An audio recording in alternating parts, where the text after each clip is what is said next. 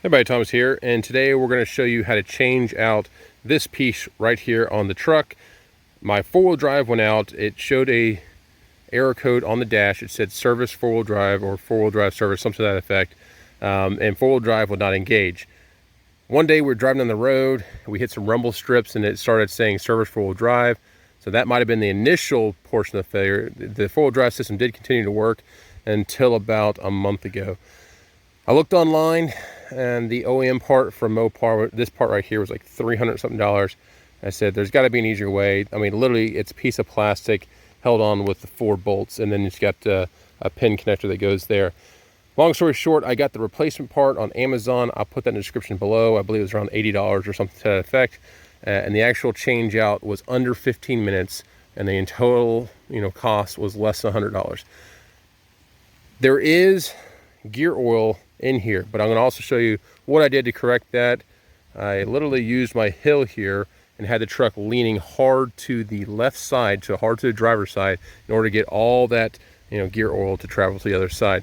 But again, this is for a 2016 Ram 2500. The servo actuator, whatever you want to call this thing, for the 4x4 went out.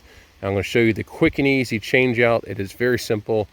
I know it started raining during the thing and the camera angles might be goofy, but literally you do not need to take this to a mechanic. This is a very easy fix. It has a gasket on here. You just clean the surface up, make sure you don't lose too much of the oil or add new oil if you need to, and you remove those 4 bolts. It's really simple. And yeah, now down here I'm going to show you a few things.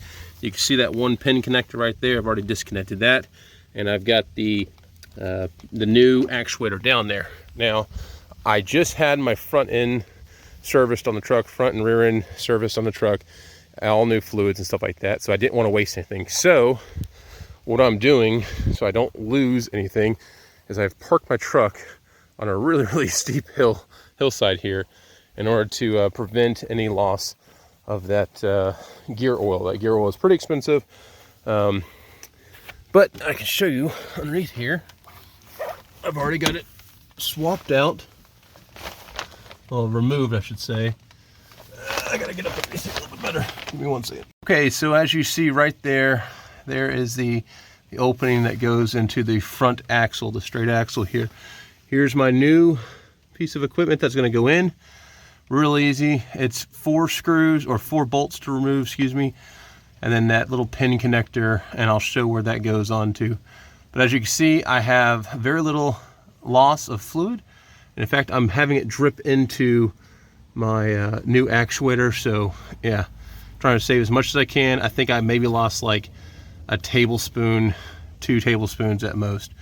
So let's go ahead and get the new one on here. I'm going to clean up the surface just a little bit to remove any dirt and debris. You got to make sure that the new gasket is on there, and the new gasket is on there, and that the old gasket's not remaining. Okay, so there you see it. The orientation you want this is to be, you want the pin connector to go right here. This is a little cap on here. I'm going to go ahead and put this up on here. So, and that's the fit up you want right there.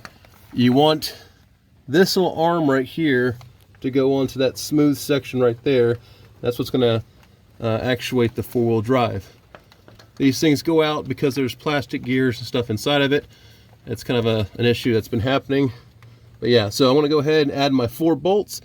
We'll reconnect the pin connector, and we're going to try out 4-wheel drive. Okay, so we have all 4 of those bolts in there.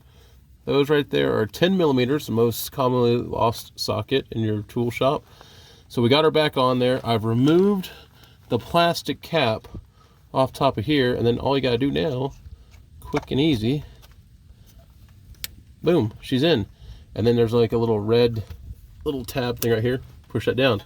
So there, right, changed out in less than like 5-10 minutes. I mean, that was a pretty quick change out, and I didn't lose very much fluid at all. And we're going to take a look at this one here and figure out what was going on. But unfortunately, we're going to tear this thing apart a little bit. We'll show you, see if I can show on the inside. But there's something going on in here, like little plastic pieces or whatnot. So now I'm going to go ahead and get up in the truck and op test it. Again, I got this piece off of Amazon.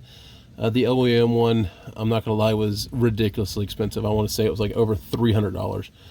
This one right here is aftermarket one for about 80 bucks. So pretty straightforward. We're gonna see if it actually works. I'm thinking it will, because it should be. It's pretty straightforward. Didn't really need to even look at a video or anything, but I put this out there just to figure it out and show y'all what I figured out. So this is on your, just underneath your passenger side, behind the straight axle and everything, on a 4x4 model of the 2500. They might use this on the 3500, I believe they do, and maybe on the 15. No, I don't know. We'll see. So without further ado, let's get up into the truck and see if she works. Stay tuned. Okay, we're in the truck now. We're gonna see, will she work? I have the shifter here on the floor and everything. Beforehand, when I was putting it in four-wheel drive, it would say service four-wheel drive or four-wheel drive service, something like that. So we're gonna go ahead and shift down. And there you go. It looks to be in four-wheel drive.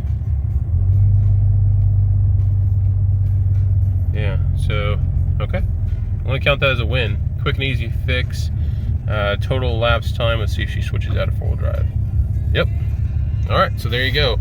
That total time to fix it was about maybe 10 to 15 minutes at most. The part that I bought, I believe, was like 80 bucks or something like that. So it's under $100 on Amazon. I'll put the link in the description below. And yeah, she's fixed now. I can actually take my truck out, go pick up some logs, and not have to worry about getting stuck. So fantastic. I'm excited now. That was an easy fix, and it was one of those fixes where I didn't really have any issues. I mean, sometimes when you're dealing with stuff on the underside of the truck, you'll round off a head because it's rusted in there so tight, something like that. No issues. Now let's go ahead and take a look at the old one and figure out what the issue was there. Stay tuned. Okay, so here is the part right here, and I can actually see nothing wrong with it externally.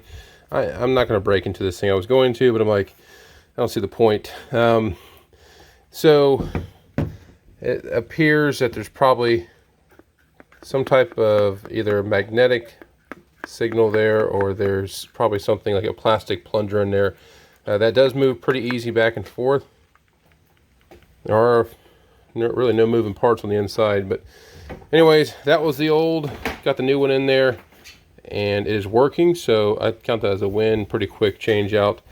Again, this is pretty much all made out of plastic, so yeah, so there you have it. Easy change out, and I'm glad it's done, because now I have four-wheel drive back on my truck. All right, we'll see you around. Thanks.